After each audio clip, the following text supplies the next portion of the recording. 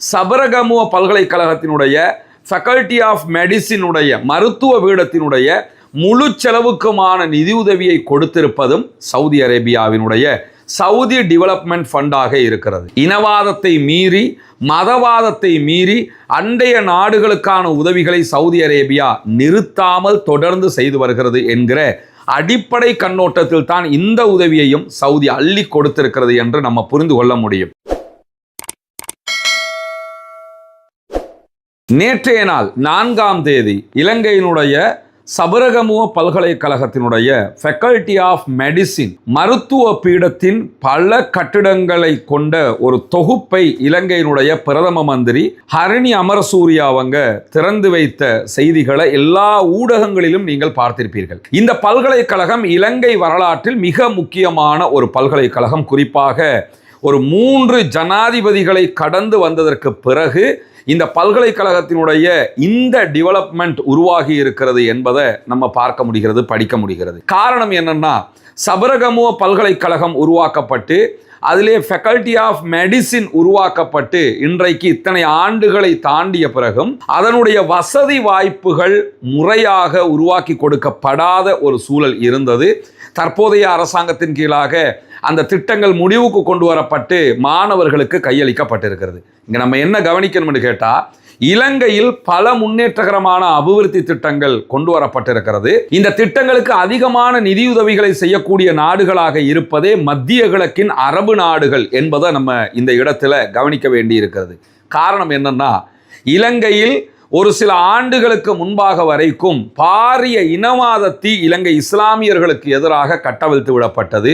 எங்க திரும்பினாலும் இனவாதம் பேசுவாங்க, எங்க திரும்பினாலும் இஸ்லாம், முஸ்லீம், இஸ்லாமோபோபியா, குரானை பற்றிய பேச்சுக்கள் அல்லது குரானை இகழக்கூடிய பேச்சுக்கள் என்று எப்பொழுதுமே இஸ்லாமியர்கள் குறிவைக்கப்பட்டிருந்தார்கள். ஆனால் இலங்கையினுடைய வரலாற்றில் இலங்கைக்கு தேவையான, இலங்கை வேண்டிக் கொண்ட எல்லா அபிவிருத்திகளுக்கும் அரபு நாடுகள் மறுக்காமல் சளைக்காமல் உதவிகளை செய்து கொண்டே இருக்கிறது. இன்னொரு வீடியோவில் தனியாக அரபு நாடுகள், குறிப்பாக சவுதி அரேபியா இலங்கைக்கு செய்திருக்கக்கூடிய நிதி உதவிகள் தொடர்பாக நம்ம தனியாக பேசுகிறோம் இன்ஷா அல்லாஹ்.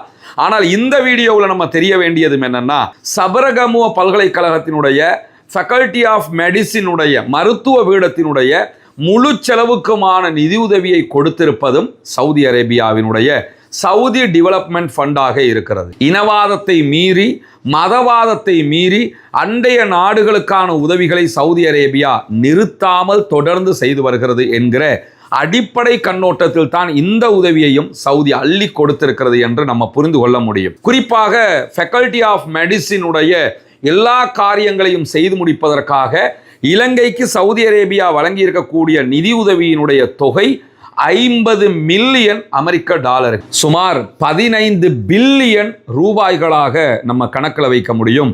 அதை இன்னும் கொஞ்சம் விரிவாக புரிஞ்சுக்கிறோம்னா 15,000 மில்லியன் இலங்கை ரூபாய்கள் என்று புரிந்து கொள்ளுங்கள்.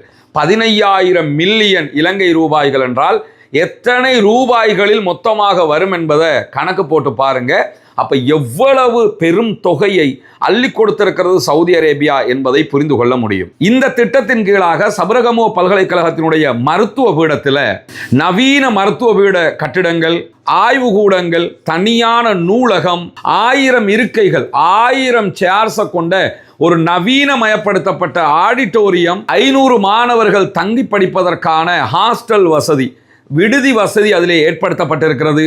மேலதிகமாக அங்கு கற்பித்துக் கொடுக்கக்கூடிய லெக்சரர்ஸ் அவங்க தங்குவதற்கான குடியிருப்புகள் அதிலே உருவாக்கப்பட்டிருக்கிறது. இதை தாண்டி ரத்னபுர டீச்சிங் ஹாஸ்பிட்டல்ல பேராசிரியர்களுக்கான தனியான பிரிவும் இதனூடாக உருவாக்கப்பட்டிருக்கிறது. மொத்தத்தில் இலங்கைக்கு சவுதி அரேபியா, குறிப்பாக சபரகமுவ பல்கலைக்கழகத்தினுடைய ஃபேக்கல்டி ஆஃப் மெடிசினுக்கு மருத்துவ பீடத்திற்கு வழங்கியிருக்கக்கூடிய 50 மில்லியன் அமெரிக்க டாலர்கள், இலங்கை மதிப்பில் 15 பில்லியன் 15,000 மில்லியன் ரூபாய்கள் பெறுமதியான இந்த உதவியினூடாக மேலே நம்ம சொல்லியிருக்கக்கூடிய அவ்வளவு திட்டங்களையும் உருவாக்கி இருக்கிறது இலங்கை அரசு என்பது மிக மகிழ்ச்சிக்குரியது. எனவே இந்த உலகத்தில் நம்ம வாழுகிற நேரத்தில் இனவாதமற்று மதவாதமற்று மக்களுக்கான சேவை மட்டும்தான் நம்முடைய நோக்கம் என்கிற வகையில் நம்ம வாழுகிற போது பல நாடுகளும் நமக்கு உதவுவதற்கு தயாராக இருக்கிறார்கள். குறிப்பாக அரபு நாடுகள் இதற்கு முன்பதாக அள்ளி தந்ததை போன்று